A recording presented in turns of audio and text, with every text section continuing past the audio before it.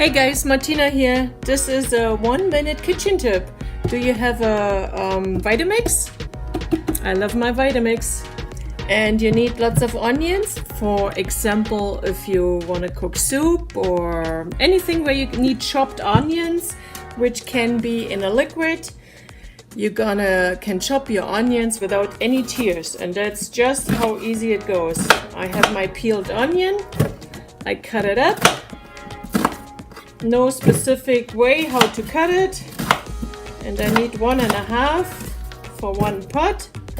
Then I just gonna add some water. Yeah, I have my water. It's about 3/4 full. Don't forget to put your lid on.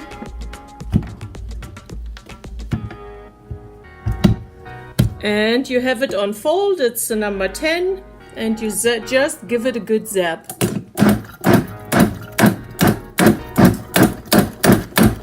Done. How easy is that, huh? Ooh. And there you have your chopped onions ready to be used. No tears necessary. There, you can do it as fine or as coarse as you want. Coarse? Well, you know what I'm talking about. So just gonna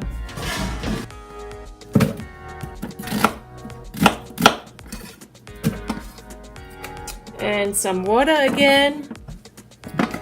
It cannot be easier or faster to prep your onions for soups or wherever you need onions.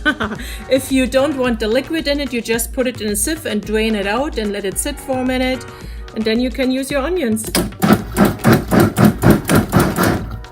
There. That's it. A 1-minute kitchen tip. How to cut onions without crying. There you go. Have an awesome day. Bye.